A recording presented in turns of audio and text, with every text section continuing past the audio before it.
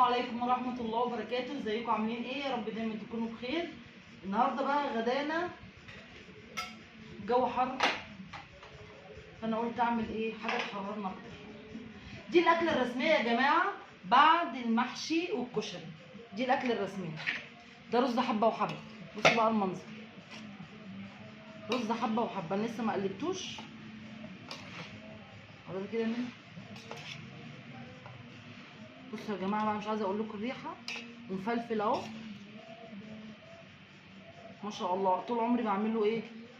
100 ولا ايه؟ فراخ الجماعة.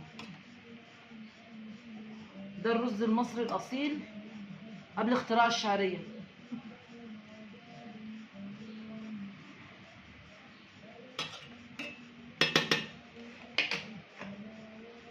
ونشوف بقى اللحظه الحاسمه.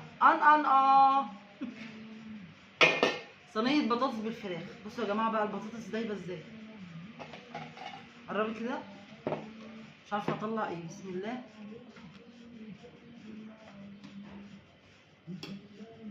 بصوا البطاطس عامله ازاي ما شاء الله.